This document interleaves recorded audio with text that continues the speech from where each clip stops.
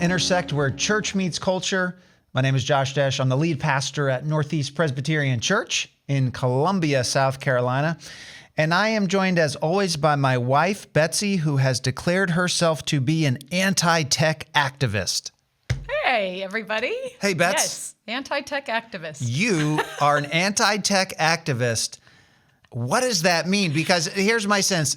I'm pretty sure that means more than just the fact that you don't have stock in Microsoft or you know, something like that. Well, and I do want to acknowledge the irony of calling myself an anti-tech activist on this podcast on YouTube. So That's right. yeah, so there's that. If you were sort of the pure form, you would be in the woods right now. Right. Yelling for Off the people grid. and animals to come and hear your Off wisdom. the grid, that's right. Okay, but you are an anti-tech activist, Bets, and that flows perfectly with the title of this episode. Here we go. 6 months with a flip phone, breaking down the degrading movement. The downgrading movement. Oh my goodness. I totally blew that. Breaking down the downgrading movement. Let's fix that a little bit. We'll fix that. Yeah. All right, 6 months. So you've had a flip phone for 6 months. I have. Okay. I have. Tell us about that. Well, it's kind of an interesting thing how it all started. Every year we do a family vacation with my family in Michigan. And I have a nephew named Pax who I would call an iconoclast in many ways. And Pax, we were sitting around in Michigan and Pax pulled out his flip phone. He's 16 currently. And I was just fascinated with his flip phone. It takes us back to an earlier time when we were dating. We both had flip phones, I believe. Didn't you have a flip phone? Well, when we were dating, I actually had the Nokia. Oh, yeah, that didn't close. With the antenna that you pull out that you didn't close. The only game on it was Snake. Yes. Yep. I miss Snake. Sorry. So, over the summer, I was just I think at that moment, I was feeling a little bit buried by my phone, feeling frustrated that I had so little control over how much I used it. And I said to myself, wow, seems like this part of my life would be simpler were I to go back to a flip phone. So that kind of started the process, and I owe it all to my nephew, Pax. And so shortly thereafter, I decided to give it a whirl, and it's been great. All right. So you made a big change. I mean, that takes some courage today to willingly, of your own accord, get a flip phone. Now, I have to say, I am still an iPhone user. I have been an iPhone user for a long time. Mm-hmm. Right. And so I haven't made the jump with you, Bets. So tell us, okay, you've given us the background. Pax, I'd call him Freebird, right? Mm-hmm. As Tom Petty would say, he's a Freebird. Yep. But still, that's been a big jump. And there's a term now, digital minimalism. Mm-hmm. What are we talking about here? Does that just mean you get a flip phone? What does digital minimalism mean? Well, in the title of our episode that you called Degrading, but it's really the downgrading movement. I spoke better than I knew. The downgrading movement, there is a movement of people who are saying all of this technology is too much. We're looking for a way to dial back. There it is. And so I will, later in the episode, I'll get into what has been the pros and cons of a flip phone for me over the last 6 months. But the term digital minimalism, this isn't something that just came about. This term has been around for a while, for a few years anyway. There was a book that came out in 2019 called Digital Minimalism, Choosing a Focused Life in a Noisy World. So, this idea and that term has been batted around for several years now. But I think it kind of falls into line with this stream of people finding all the tech that we have now to be more intrusive. So the term, have you heard the term digital minimalism? No, I have not. Okay. Well, I'm just going to read what it means according to the author of this book. Digital minimalism is a philosophy that helps you question what digital communication tools and behaviors surrounding these tools add the most value to your life. It is motivated by the belief that intentionally and aggressively clearing away low-value digital noise and optimizing your use of tools that really matter can significantly improve your life. So I think the idea of digital minimalism is that technology offers us really good tools, but there's also a lot of fluff. Sure. And so you want to, chew the meat and spit out the bones, as it were. You want to take the good while trying to minimize as much of the things that are distracting or not of value or whatever it may be. So this movement, Bets, would directly challenge the idea that the new is always better. Exactly. And that every technological advancement is a true advancement, is a true improvement, adds value to our lives. So we remember when we had our cell phone, our basic cell phones, our flip phones. Then I remember when I kind of went halfway to a smartphone. I still remember my first iPhone. And now you have the VR headset. You have all kinds of, you have obviously everybody's using AI. And so the question is it an inevitable march toward greater and greater progress, or should we examine what on earth is happening here? Yeah. One thing that, the author has several principles that, and some of them I thought were really healthy. He says missing out is not negative. Missing something doesn't have to be inherently negative. That goes to the whole FOMO that we all experience. Less can be more, which is true. One thing that he brought out that I thought was really interesting is he said, be wary of tools that solve a problem that didn't exist before the tool. So he says this, GPS helped solve a problem that existed for a long time before it came out. How do I get where I need to go? I remember being lost before smartphones. And you went into a gas station. Oh, I totally remember that. Yeah. Yep. And Google also addresses a problem that's always existed. How do you find a piece of information that you need? But then he says Snapchat, by contrast, did not. That did not solve a problem that existed for a long time before it came along. So he says, be wary of tools in this latter category, as they tend to exist mainly to create addictive new behaviors that support ad sales. I think that was really interesting. And he just draws attention to the fact that our attention is scarce and fragile. So digital minimalism, I think there's some good stuff there. Yeah, me too. And then, you think about all of I feel like mindfulness was a buzzword several years ago, intentionality, really being intentional with how you use technology, not just doom scrolling, but actually thinking through what you're doing with purpose and intention. That's not a new concept either. No. People are talking a lot about mindfulness. Right. For sure. Right. Still. So this is an interesting thing that I found. The analog lifestyle is trending in 2026. I like it. You can see terms analog lifestyle or analog wellness. Do you know what the term analog means? Not a clue. Well, I always thought of it like analog clock versus digital clock. Like analog clock is the one that has the hands. Yeah. Yep. But vocabulary.com, I think in this context, analog, it says this, analog is the opposite of digital. So that is the same with the clock. Any technology such as vinyl records or clocks with hands and faces that doesn't break everything down into binary code to work is analog. Analog, you might say, is strictly old school. Interesting. So, the analog lifestyle is trending in 2026, according to the internet and social media. So, this is something from a blog about analog living, okay? Describing what it is and how we can engage in analog living. Analog living means living a life with less technology and devoting more time to activities that use your hands, mind, and creativity. Living an analog life doesn't mean foregoing tech altogether, but instead managing your relationship with tech in a way that improves your presence and mental clarity. So, adopting an analog lifestyle means two things. First, an analog life means devoting some of your time each day to being fully tech-free and finding other small ways to remove dependency on technology from your life. Okay, so every day, you're setting aside some time where you say, this is a bubble, and I don't use technology in this bubble. And that would include TV. I think so. Phones, computer, all of it. Yeah, it's not, I don't think this means only phones. You think about all of the other ways we engage. Any form of entertainment. Sure. Yes. I like it. So second thing, an analog life is one that devotes more time to practices that increase your presence in the here and now. Analog living doesn't need to be some complicated grand action that uproots your entire life. Instead, the analog lifestyle shift is more about identifying easy, simple practices that can be added into your life. Maybe this is, So maybe this is reading books, maybe it's knitting, maybe it's listening to vinyl records, maybe it's pursuing different kinds of hobbies. I was just recently at my parents' house in Illinois.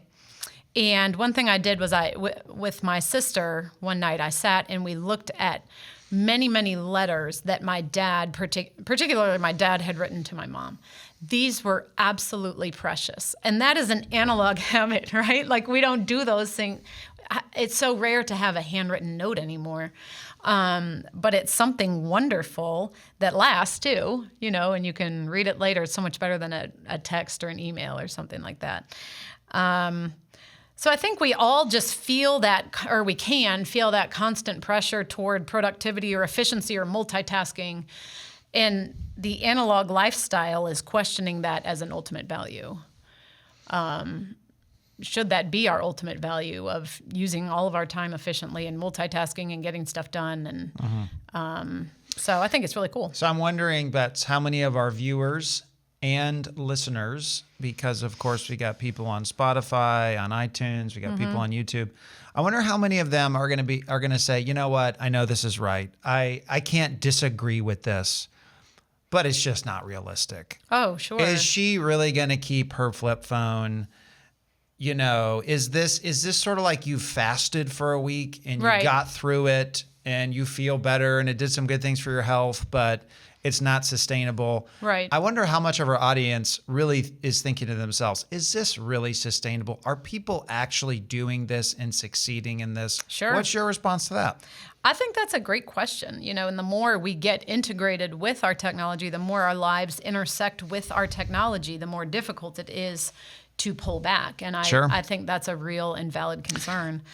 And we're going to talk in a bit about some things people can do. Absolutely. So like this device called the Brick. Yes. Where you don't have to get rid of your smartphone, but you can brick it. Right. That's an intriguing option. Sure. Right? So it's not all or nothing. Sure. Yeah, for sure. So just to give you a little bit more of an idea of this downgrading movement, and this is actually the article from which I drew the title. There was an article last February, in the New York Times called "I Gave Up My Smartphone for a Dumb Phone. You Can Too," written by a woman called August Lamb. And she defines downgrading as this. Downgrading is the radical decision to step backward in an age of dizzying, almost compulsory forward momentum. I've watched many people attempt to reduce their screen time, an agonizing process requiring constant vigilance and self-restraint. Removing the option altogether, I've found, is the surest way out. So she's saying like, hey, for me, it had to be all or nothing for me to downgrade, for me to modulate my screen time. I just had to remove the option. It's kind of like somebody that knows they got a problem with alcohol being like, I probably should just not go into the bar and keep getting Dr. Peppers or keep telling myself I'm going to get one beer and then I have 8 beers. Exactly. I shouldn't go into the bar. I got to figure something else out. Yeah, because I think we all relate to thinking we should be on our phones less or thinking we should, use different forms of technology less, but then it's the whole thing of self-discipline and like oh man, I gave in again, or I kept scrolling when I meant to get up and do something else. But is this sustainable? I mean, aren't you about to crack, Betsy? I mean, Verizon is daily telling me about the iPhone 17 and how great it is, although it looks the exact same as every other one. It's probably bigger. They always say a better camera. How many cameras are they going to put? Are they going to put 7 cameras on the back of the phone? Maybe. It's so silly. These things all look the same. Apple, come on. You got to get a little more creative here. But aren't you about to crack? Well, are you going to crack? So we all want to know that. August poses that question in her article. She says, but is it really possible to overcome it, to downgrade without greatly inconveniencing ourselves and everyone we know? So see, she is a realistic person. Yes. She's not just an idealist. But here's what she says. My answer, what could possibly be more inconvenient than our current situation? Studies report that Americans spend an average of 3 to 5 hours per day on their smartphones. That hurts. That figure is much higher for teenagers. I do think that's probably true. We don't need statistics to tell us how easy it is to slip into scrolling and how hard it is to resist. My encounters with aspiring downgraders illustrate not only the scale of the problem, but also the scale of our discontent. Not a day goes by that I don't receive a desperate email from someone seeking help in overcoming tech dependency. Recently, though, I've begun hearing from people who have broken the cycle. A cultural shift is underway. Okay, so some people are really doing this. They're making it happen. Remember we learned this about Steve Jobs, of course, Apple genius, co-founder, the guy who really, he didn't necessarily invent the iPhone, but he's kind of credited with doing that. The person at the helm. He was at the helm. Apple hit the new heights. It was always so ironic when you learn about these insanely rich people that they don't even let their kids use iPhones, right, or and iPads, and they're giving their kids blocks and telling them to go in the woods. Yeah, they send them to Waldorf schools. Yeah, and they're $500 million houses, and they're all like, yeah, you can have an iPad when you're 21. Right. And it's just so ironic. It is ironic that the richest among us are aware of, maybe you shouldn't give an 11-year-old an iPhone 17. That's right. That's right. So I think she's encouraging people, listen, everyone is realistic. Technology is not going away. Our emails aren't going away. We're not going back to where we wrote all of our assignments on a piece of paper with a pencil. I think people like her are very realistic. That's the key. Yep. Right. No one is saying, let's go back to where let's burn all of our computers and phones and Move TVs. to the woods. Yeah. Like the movie The Village. This is a very realistic person. Yep. And she says, sometimes she posts on Instagram and Twitter, and she has a newsletter on Substack. So it's not that she doesn't use it, it's her relationship to it has fundamentally and forever changed. I got to give a shout out to a friend of ours, Dr. Seth Scott at CIU, Columbia International University, runs the counseling program. What Seth does is, his rule is he only does social media on a computer. Yeah. So he doesn't do it on his phone. Yes. I think there's a lot of wisdom there. I most definitely do too, because computers, I think, are just inherently less, it's kind of, you're not going to walk around holding your laptop. But he's still on social media is the point. Sure. He just does it on a computer. But you're going to engage it in a different way sitting in front of a computer than if it's in your pocket at all times. Yep. So that's our good friend, August Lamb. Okay. Now, there's there's a couple other things I want to talk about, but there's a gal named Logan Lane, and she formed something called the Luddite Club. What do you know about the word Luddite, Josh? Old school, anti-tech, go live in the woods. Right. Yep. And I know the etymology, is that the right thing? You got it. The etymology of that word is some guy, I think it was in the Industrial Revolution, and he wanted to get rid of all the, I don't know. Smash the looms. There you go. Yeah. Yeah. Yeah. So he was saying, let's go back to the old way, right? Yeah. Yeah. Okay. So anyway, I just wanted to define that word in case someone most doesn't know people what it means. can't sew. Most people couldn't put a button on a shirt. Can you put a button on a shirt? I want to know that. Seriously, can you do it? Do you have to take a shirt to a tailor if a button falls off? Respond to us. We want to hear that. I bet a lot of people can't. Yeah, well, I barely can. So in 2022, there was an article again in the New York Times. It's called Luddite Teens Don't Want Your Likes, when the only thing better than a flip phone is no phone at all. I love this article. This came out in the New York Times, and it was written about a gal named Logan Lane. Logan gave up. So she was a typical kiddo.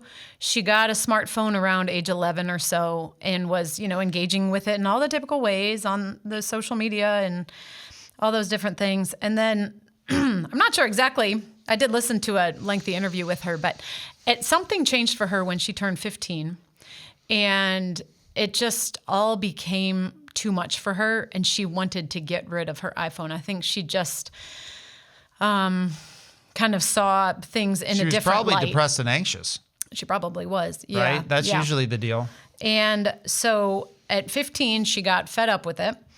She decided to put her phone in a drawer, and she never went back. And I think she was a teenager growing up in Brooklyn. I do think her parents made her get a flip phone. I think she originally wanted nothing, as the title says. But she found some other like-minded teens in Brooklyn, and she founded a club called the Luddite Club in her high school.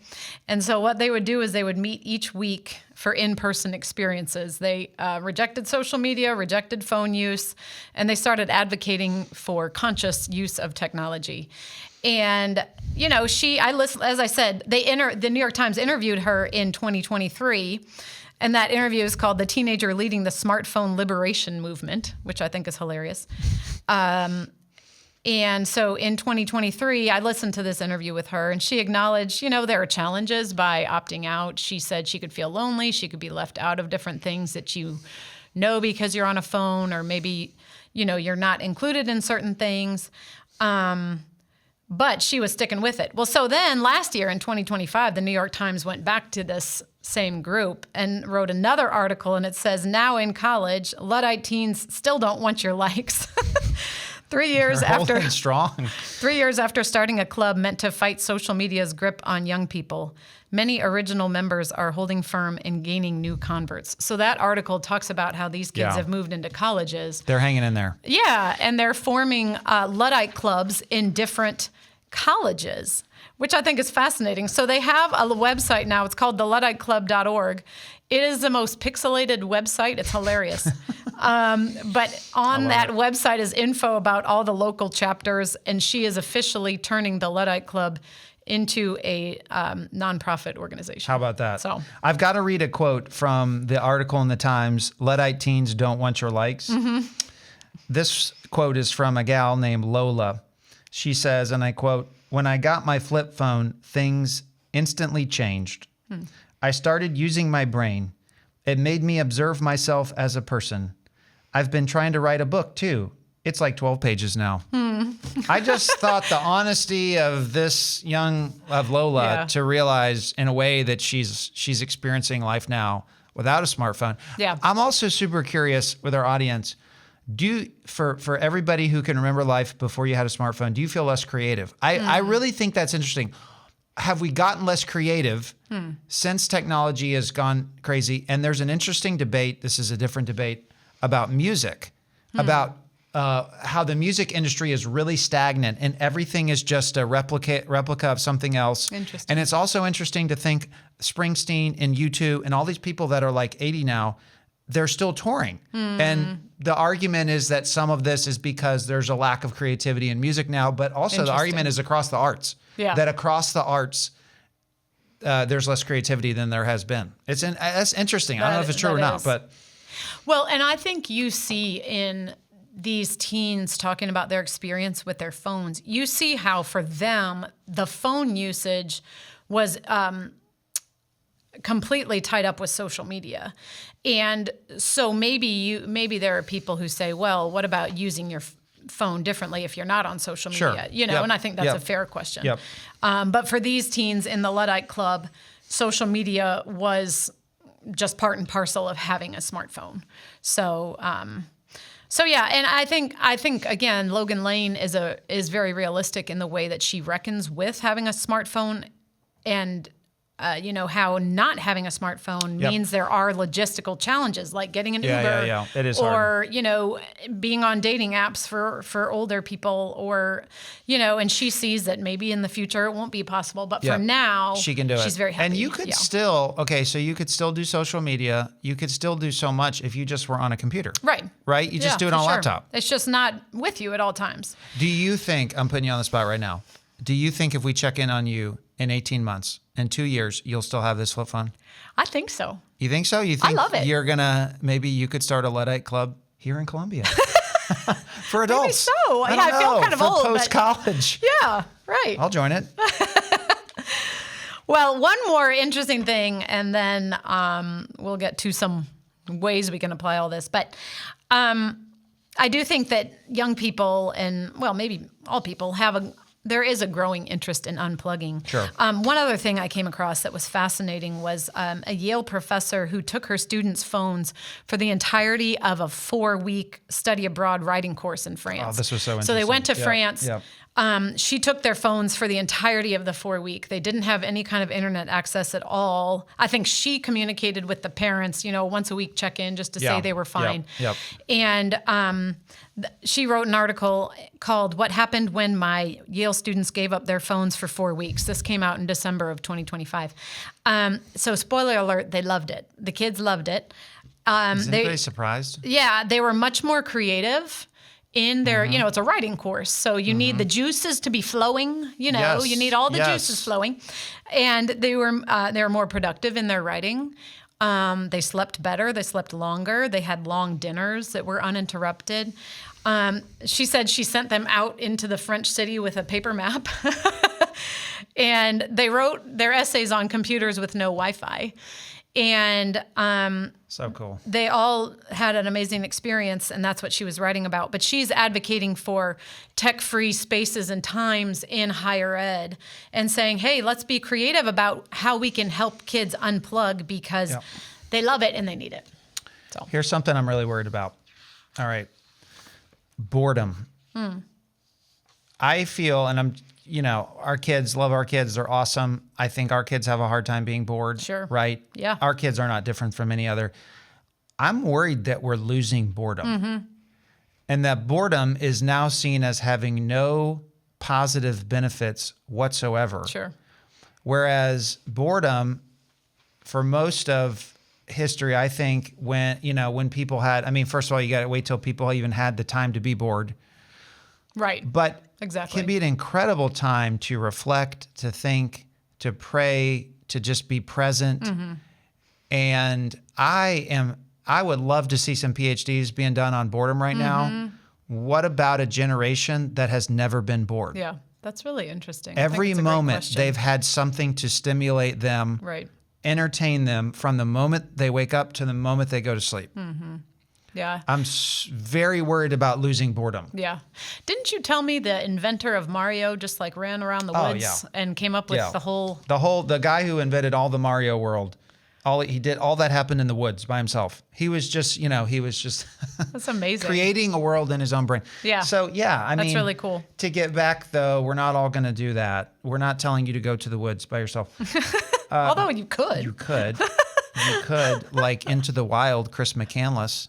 Yes, that's right. Right? That guy didn't end well for him. No. But let's get practical, Bets, because again, I wonder how many people listening or watching this are going to come away and say, I can't really do any of that. Yeah.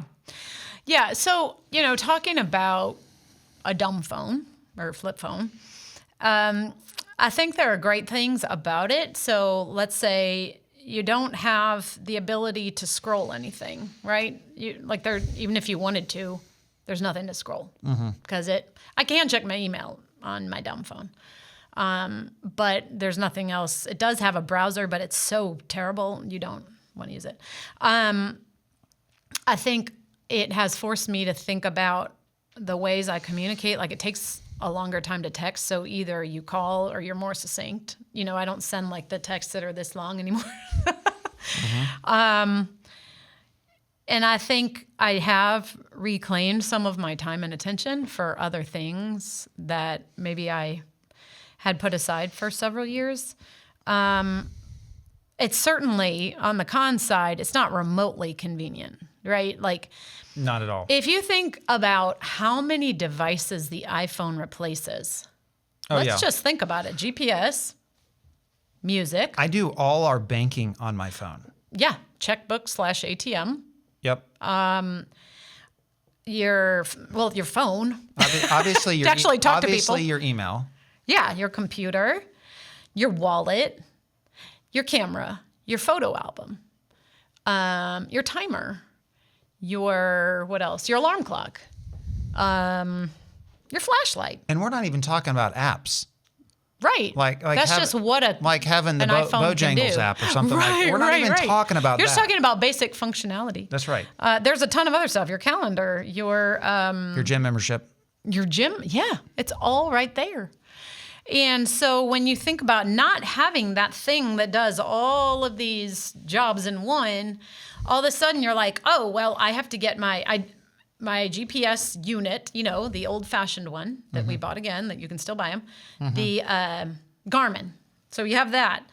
I still do have my iPhone and just use it as an iPod. Yep. You just download what you want before you leave the house. So I have that. Then you have your flip phone, so you can call people if you need to. I'm not a big picture taker, but you would need a separate camera. Yep. So it's not convenient. No.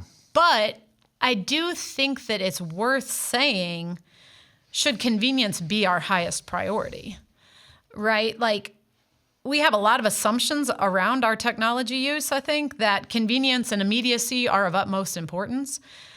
But I think it's worth asking, should it be that way? I mean, sometimes I know it has to be, but maybe we need to say, is convenience and efficiency and immediacy, are those a little bit too important sometimes?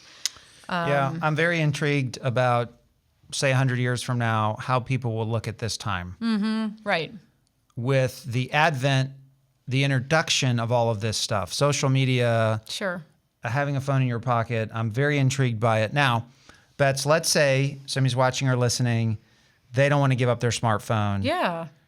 There are some things you can do to sort of take some of your agency back from your smartphone. Well, for sure. And I would say, too, that to live in our modern world, you at least have to have a computer at home. I'm not sure. advocating for the getting off computer. of your emails and, not reading the notifications your kid's school sends. And you have to have a computer. I just think a computer is infinitely less addictive than, you can take your computer in bed with you and scroll, I guess, but it's just not as, I think It makes it harder. It makes it harder. Yeah. So, but this is not for everybody, and I'm not trying to say it's for yeah. everybody. Maybe you need a smartphone for your job.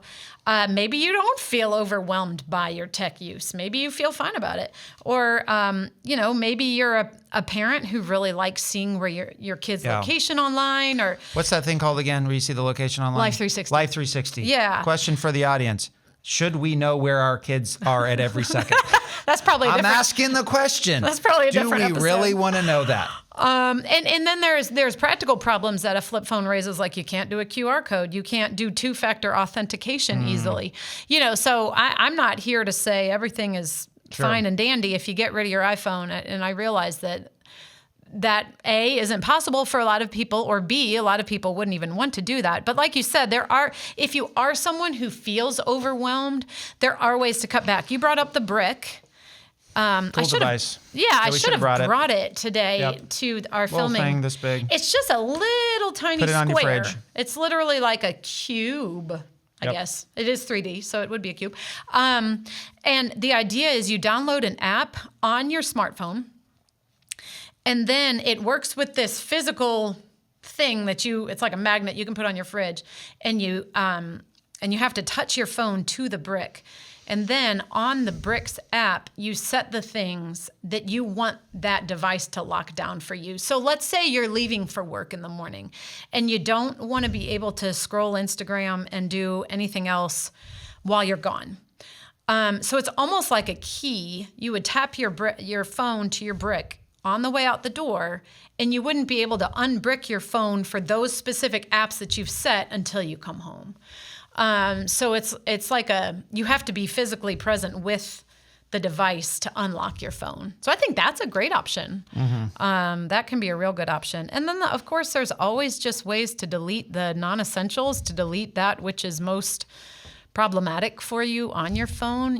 There are a lot of ways to try to mitigate your usage if it's a problem for you. Yeah. I think realistically, for most people, the first step would be to take a period of the day where you are away from a phone Sabbath, every day. You're in your analog lifestyle. Your analog lifestyle. Can we get that on a t-shirt? That'd be super. Yeah. I mean, because again, you've got to think about this, everybody.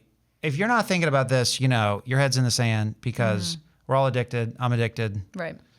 And you know what the crazy thing is? The iPhone isn't even 20 years old yet. Yeah. The iPhone, we'll never forget, because the day the very first iPhone came out was the day our oldest son was born. And so we'll never forget, June 29th, 2007. Apple has still not sent us the stocks I know that we should have got. It's for just that. not right. But anyway, the iPhone isn't even 20 years old yet. And it's just crazy how quickly everything has become integrated with that device and other devices like it.